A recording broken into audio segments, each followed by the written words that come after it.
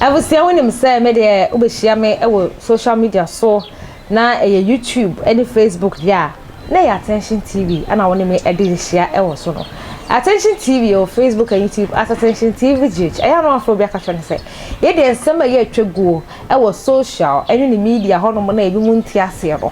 Ah ni nsema ye koso abonte. He dey be ameka say we don't only deal with entertainment. About the politics aye wo ho, about the social issues aye wo ho. About no yen kan say any relative issues be e koso court and nsema ana say yen kan say lifestyle so a ye ho na so ne dey nsema ye twego ana ye dey be som ho.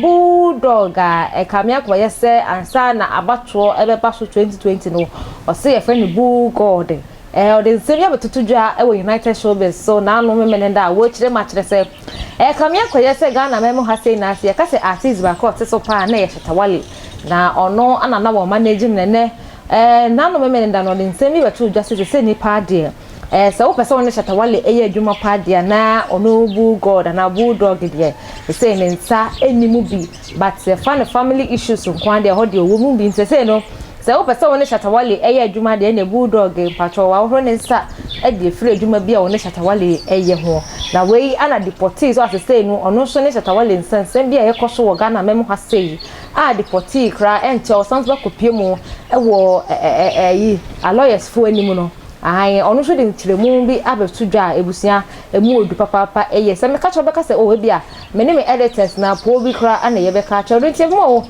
akotie ensem ni na efri Deportee wan kasangasa any Bulldog enso eho no mo eba ansa na no ye ka se foundation ye ka se de bia your donations are never too late dia na ye University Foundation the number any 0548302985 aya na ye ka se onu de wona woni bia janka mobrowa only specific people I will show and into ya kakra wana wo won so do birthday ana se usika na aba abro so ana won tale no washa o pese do bi che wotimi be dem fa University na da ono so ba kwa na ye de no o de aka ne wo no ho yenko na yenkutie o embassy ya. My relationship with Shatta is out there. How? It's out there. People knows it already. It's out there. So before, when you went separate ways, it was some cement issue. Then after our session, you know, right now if I'm walking, if I hear cement, you the guy Shatta. I think, hey, why? You talk about me. Okay. You just want to push me on the wall. No, I'm not pushing, bro. We're trying to clarify things. No, there's no clarification in this. When you ask yourself, even recently we went to court. You know, we went to prison together. And went to court. He gets himself a bail, but without us. Yeah, so we are going court. We will go court. These are the things I don't want to speak. Maybe with time we'll speak. Oh, but I just want to like maybe clear myself at the court, make sure that everything is set, and I'm good to go. Then from there we'll see what we can do. You know? Wow. Yeah, man. Okay. I was for me GD say Mat said ye can kasa kakumi agin kokwanum eye abranti a woka say an interview a boy ye fra abranti and Deportee Deportee abranti bia na one Shatta eye adwuma na so one Shatta anante ache na sama woka ni after say ye uma sama ba ya umukopie ankafo press sales ebemu Shatta de yatena ka say e court ne niema bebre si enyina no ye free no ye sign no e ma ne ho esan no ye fine no otua ye enu ti asem no ne ho afrim na Deportee ye tie asem o kan na opa kire say na o expect say nka Shatta e kono kono mu ye dey ebeko ana obeka bia ma wo mu nanso ye say Shatta fa ne ho di ye no omu de omu na so ginam omu gina court nsem ne mu no nti no at wakasa wababonten wa interview 1 2 3 ebi na ya boyi abusua ansa na mpemfo wa ha ebe so nkomo yi mu no yenkwa ahoma na so ene na osenka Bulldog owa ha oni ya but ye nya na ahoma na so ye kan Shatta asem de e den ya o se eje ba akomienu efiri ni ho because ye nyina nim se prepi waka na ye nim se one Shatta eye adwuma ye misa Bulldog ye mana kwaba embra ena anwumre adwuma de so bu mema wakwaba Empress Basho, major. Bulldog me mo akwa baba United Showbiz. Thank you, Empress Basho major so. Yo. Ena de ye nya wo akonwa yi mu. But nyame adom ye nya wo e wa homa no so. Basho. Aha. Na ye ka Shatta asem but this week ya wan kasa watu anu mutuo. Because na ke nim sen ka wo ha ye kan ne de abefra say oh Bulldog there and a Bulldog there we anya Shatta manager or Shatta personal this or personal that but what we can say when is Shatta Wale nya adwuma bio me pa cho wo betimi asisu bio ama me Oh yes, many years what we've not been working for over a year prior.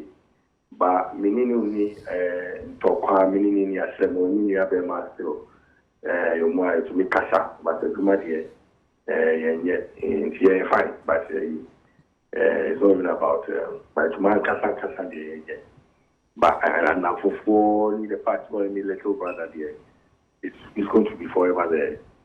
Oh forever. Okay but boo say ye dwuma there so da bia ye bisa o say woni Shatta dwuma ye mu ete sen so o mo wo ho mo ye adwuma mo wo ho na eba ne sen na nanu ya uko 3FM a wa akoto anu mutu oh usually sometimes I same ne same ba eba there was a conversation na e koso you na anot krawo station obe attest to that factor na omukaba Ghana park in the park asem. Oh, and almost the idea of you know, and some of these things it should not be mean to mean now and just actually and then what they make so you just need to straighten what the issue is, you know, because say only assembly more and now who assembly more now what's me account but only my someone idea assembly to they say to me you are no. That's what brought that conversation out, you know. But I didn't talk about same man. Okay, now, what Deportee interviews nibi? From a TV, yes. And what you been as a former manager? Only ni pay me no nyina na ntepen. Sign who common Deportee oh dear. Assembly crisis, you know, me, I was very instrumental in the assembly. Make I say instrumental. Although we're not working in a family, in any talk. In the assembly, a company na I mean, that assembly, police assembly, police station, you know, to sell court. I think that the company I think that right now some pay, you know. Pay from cell. They had their own issues. Deportee, the four that went to jail. They were Deportee dope, any ganji, any Shatta. Some four in a core. You know, I think Omubenya in Kawakabu or Mukim. You know, and my attention be kakraba Omumu. So most of the time, sorry, Omu Kokos kwa Omu Kasa. You know, you see them in the box. In the maybe I from Momu United a box no but Kasa in the Momu Kasa. You understand? So I think that's what really went on. I don't know the issue. Earlier on now, my producer Eugene Busami Deportee number. So I'm hoping that Musomo Benyanu on the line or explaining what the issue really was between Ononi Shatta, but I know that they had issues amongst them. Intina the ekosi. Intina the ekosi. Intino waka bawosa sisu say dear. So be per Shatta for business and you are not the right person.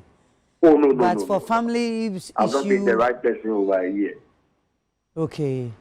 All right, boo. You better was na ya to adwumadie ne so why ye betwen wo e wa ha na ye no ato aso mbacho yo ye da se Me producers ebeye madoma before sempeng for yi ombeka san kai betumi anya Shatta Wale so eye video ono so address video no to Deportee entertainment so yete aye kan ye pese enye te say adwene na ye de ka nemum the sources no ye gina eno so na de di nkomo enti producers ebetumi abo Shatta so video na mama yanka be me there. Some boys want this opportunity, make they get somebody where they work, make they go day in body and get something small. Because say if I give you people money, you know, if you go tell somebody say I give you money, you know, if you tell people say I do this, I do that. Because say because see, make I tell you, bring my 30,000 Ghana city, bring the car, and the land, with otherwise you know go have a miss. Somebody could think say I'm mad. Because say you can't still cement, say man forgive you, man make you come back. If this thing one can do, you go see. They're there and they fool like you want fool. I said don't go call police. If you know say the G, you know say the gangster, don't call police. Oh, coward.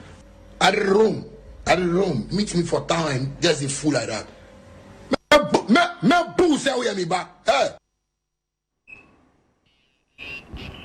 And that yes see a tumra near Chelsea bre. And come on ye die the oshase no eye hwan ya Deportee Sabusan fombe di amamia Deportee ewa homa na so na ye ne nkasa emfa na ono an interviewer oyeye no Mr. Idris ana Alhaji Nana Deportee said ye ni mu no wadaroma ho te say nyana do mo no rawo nice wadaroma ene platform a ye discuss we ayeme de say ye say nya wa ewo so me pacho u video I interview no pacho oye ya chana. Oh no, me it's I think Pacho say 5 or 6 days ago. And say what din komo bebre na mum baby bi na aye nkomo a to say ati say anene yeso ye ka bi na Okay. me bisa say woni Shatta my uncle fano until say sales ne bam no sana boni bi ani ho de Oh, boni bi ani o before ever sales ne bi boni bi ani o yo na ye show you so last week or 2 weeks ago you discuss about Shatta say when you bill na what you an fine na say am no cause we free man and na video bab on tin what you say na ka one no na wa asem ni mu and no wa free. Your expectation is that only in I be free. Yeah, same thing. And ono kwa free me jaw ho. Yeah. Nti then na anko to say mo be kan kokwam and I be approach no na ekoye say wakoye hu interviewer e ba abonten.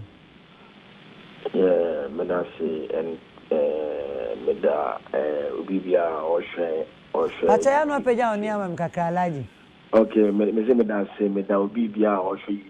Yeah, but the thing is, me kind of simple. Before you ever call source na prison, no, na your team down, you need problem, you need problem. But in and out, you pay by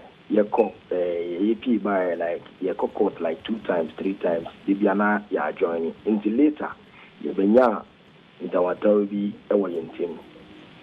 In the last time, Yebeko court ama Shatta obenya bill because Shatta no the lawyer buy until the lawyer no na etinama your phone until last time Yebeko court ama Shatta benya ni bill ni nim adi intia because if you want to like maybe if you want to plead guilty we are four of us you need to like let us know that this is what's going on but you didn't let us know and all of a sudden you plead guilty. And so we don't know what's going on. So I was like, yo, what's going on? But I'm in a court. I don't know. I don't want to react and maybe something will happen because court, you need to respect the court. So definitely I need to keep quiet and just watch what's going on. Ebusia ensem I free Deportee wan kasankasa any Bulldog watch match say there se ba de juma party a oni Shatta Wale eni ho asem bia no ana eno ananye de be so mo e wa attention TV so ma monitor amonitie ye da se